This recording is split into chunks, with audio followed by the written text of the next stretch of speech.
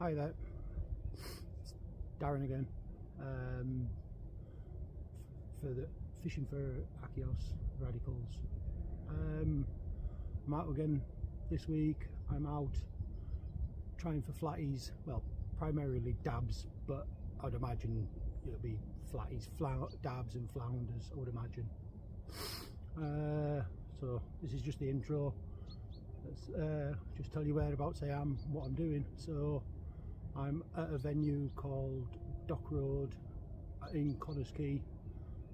I'm not giving any decent marks away. This is just a reasonable, it's a good mark for flatties, I won't lie. So it's a good choice of venue to come for the likes of the dabs and the flounder. So I'll get this bit over and done with. I've literally just cast out, just got myself set up, trying out my new rod stand, well, my new rod rest that I've been faffing about with for a little while. I'll try it out. I think it's ideal for proms, for flatties, or like on the upper reaches of the rivers where it's quite tidal and you don't have to move around. I think it's an ideal little idea for fishing, especially for flatties. Well, anything, because it's fully angleable. You can change the length, you can change the height. Yeah, it could be used for a range of different things. So I'm just having to play about with it. Right, I'll bring you back well, sorry, I'll get my words mixed up here. I'll bring you back in a minute and I'll go through my rig and what I'm using. You'll find it's a very similar setup to the whiting setup. So at the moment I'm just using the 3-up flapper, which is very similar to the 3-up clip down. Right, we'll go through it in a second.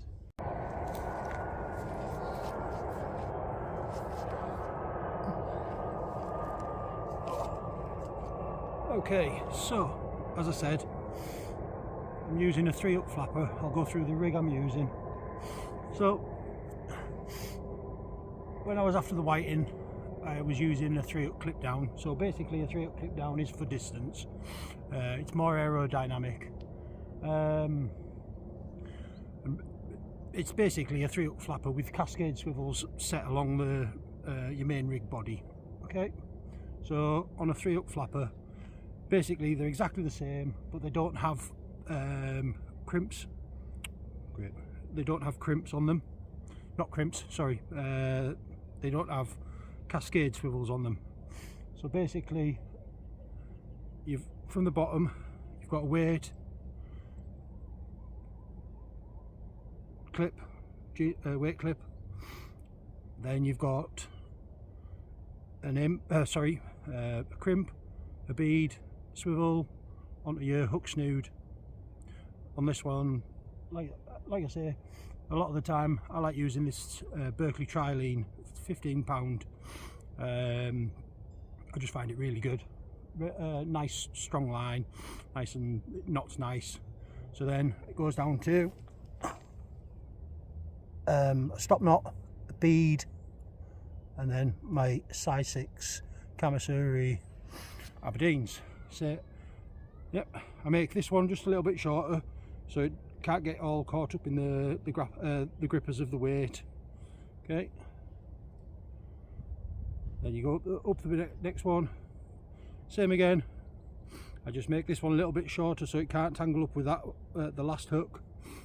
Same again, crimp, bead, swivel, hook snood, hook. Further up again, same again, crimp, bead, swivel, hook snood, hook. Then basically your top swivel, which is what connects onto your genie clip on the end of your shock leader for quick changing over. Okay, so and then all that happens is once you've cast out, they just sit like so, hopefully trailing on the floor. Obviously you can see what I'm doing in the background. I'll just put this over out of the way so it doesn't get caught.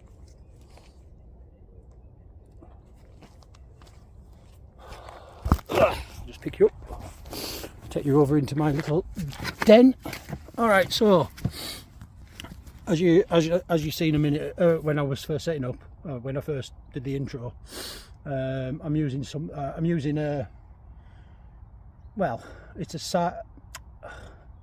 side arm for fresh water, but I've adapted it to attach up to my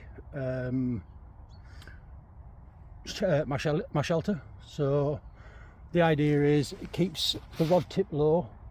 With flatties being bottom feeders, they will come off the floor a little bit to feed. I always opt for my rod tip to be down over, keeping the baits and my hook snoods all as close to the ground as possible. If I was to have my rod more up over, it just makes them flap around more in the flow, because at the moment we're on a flooding tide. It's only a small tide, this. I prefer fishing the upper reaches. Well, I prefer fishing any reaches of any estuary. On small tides you don't get the tide pull, and it's just nice when you're here. It just makes it nice and easy. There's not much tide pull, it doesn't pull you out all the time, and it's like, yeah, that's the best, all we can ask for really, isn't it? And hope for a few fish. Right, right, so when I bring this in, I'll go through my baiting up. Like I say, it's the same as the last time with the whiting. This time I've got lug, I've got ragworm, I've got old ragworm, and I've got some sardines and squid. Nowhere has any blooming mackerel at the moment. It's a bit hard to get hold of, but so we'll just see how it goes. Fingers crossed we get a few. All right, in a bit.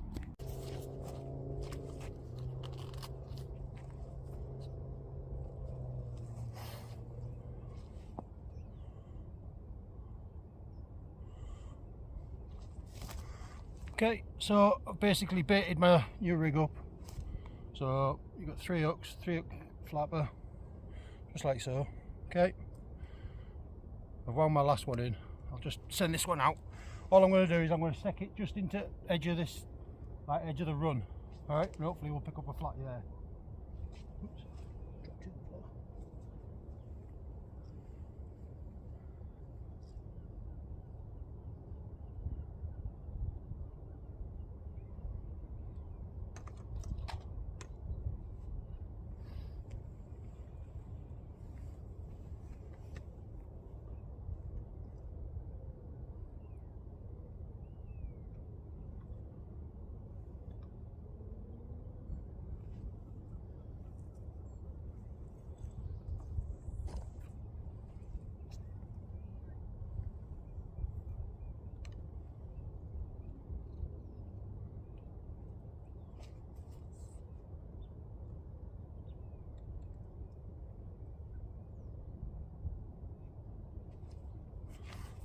And there you go.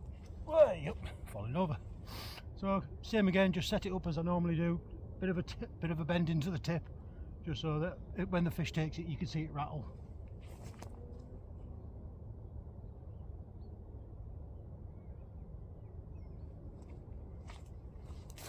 I'll show you now.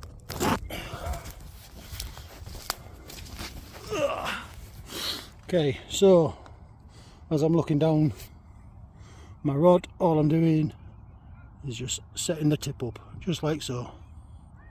Okay, just like that. Fingers crossed we get a fish. In a bit.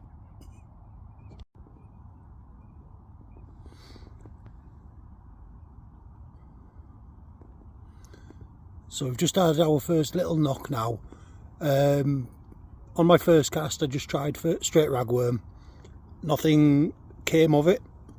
So on my second cast, which you see me do, I changed it to rag tipped with a little bit of sardine, and I just flicked it probably 15-20 yards just into the edge of the main floor, and this has given me my first bite.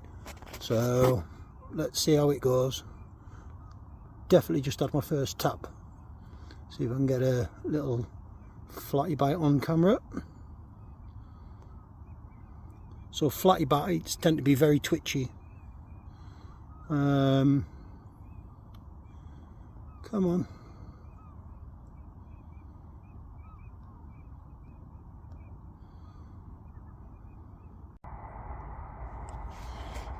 Okay, so wasn't quite the desired dab.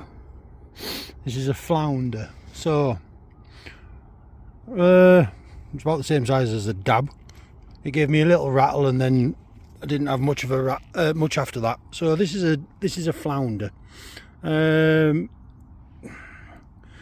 With flounders, they've got like a raised central line there. They're smooth on the outside. Well, sorry, they're smooth on the outer side, smooth on the inner side. They have got like a browny orange spot.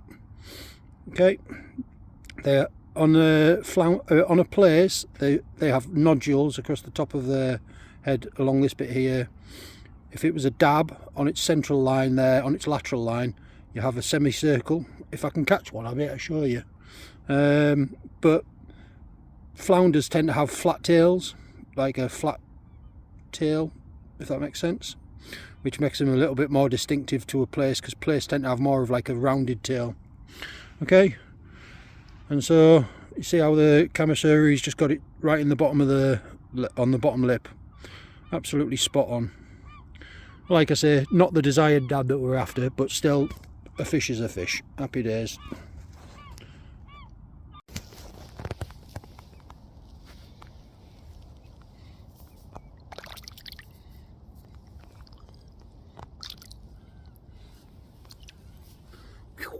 Hey, they're cool.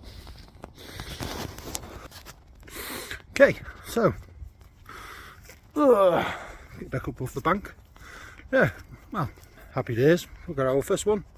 Like I say, not the desired dab, but still a flatty, which was what I was expecting. Alright, so let's crack on, see if we can get another couple before the darkness drops. In a bit.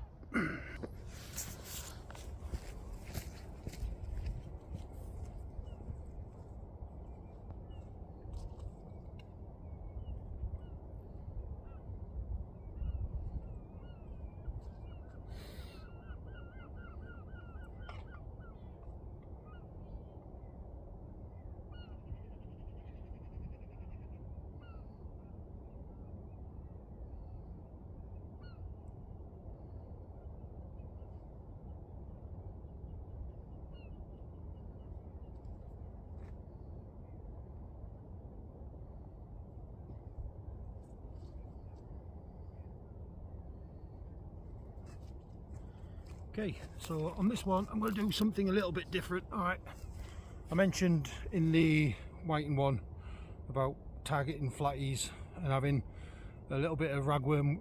Don't hook it all the way so that the little tail piece flaps around, so that's it there. I've got two set up like that,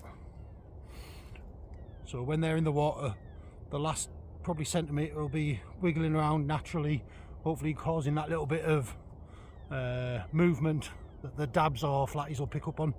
The last one is just tipped, it's a ragworm tipped with fish bait, so this will show which ones that they prefer. I would like to say that I reckon that it'll be the fish bait that'll be the one that they take, but I don't know. They do like a little bit of movement, so it's a bit of an experiment for both of us here. So same again, I'm just going to lob it just into the edge of what would be the main flow, but it's stopped now, so a little bit of aiming. That's it there, right onto just where the current would be. You can just see where the ripples are, and then it goes into the flat. Okay, so let it settle. Get myself set up. Every single time, same thing over and over again. Get myself set up, let it settle, and then just set the rod just so how you like it. Okay, let's see if we can catch another one. My torch is fading big time, but we've got a definite bite on that. Oh, there he goes. Let's get him sorted out.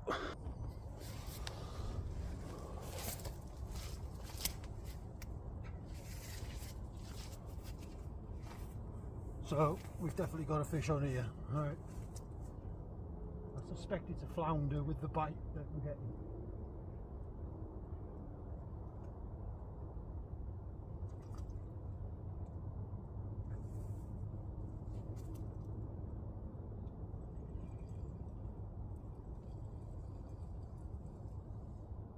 We've come right to the edge.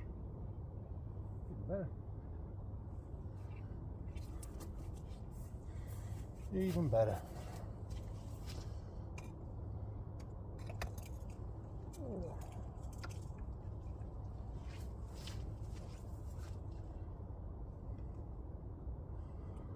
Superb. Well, better move back a bit, otherwise you'll be getting it right in the face. Okay, so not quite the dab that we were after, but still a nice flounder. Okay, caught on a 3-hook flapper, size 6 Kamasuri hooks. There's the hook straight right in the bottom there. Okay, there you are, a lovely flounder. Good size that. Happy days. Caught on rag, and that'll have been the, well, it will have been the rag and the fish bait one, so it would have been right, yeah. Right then, better put him back. One last look. There you are. Beautiful fish. Make sure I'm in view of yous. Beautiful fish, lovely flounder. Okay, right, let's get it back. Tight lines.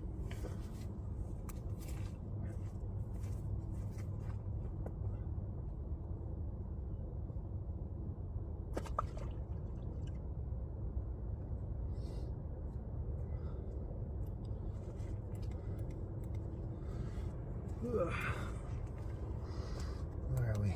There we are. And that's me done for today. Very poor session on the Dee. I was expecting a few more, and no dabs, but a couple of flounders and a good flounder, definitely good. But like I say, still a bit quiet. We'll be back out, we'll give it another go at them. Right, thanks very much for watching. I hope you're enjoying my hints and tips. If you've got any questions, please feel free to message them over. You'll find you can come along and join the Shore Huggers UK sea fishing page on Facebook. But like I say, if you've got any questions, please feel free to give us a comment, like, subscribe. Cheers mate, that'd be great, thank you very much. Tight lines.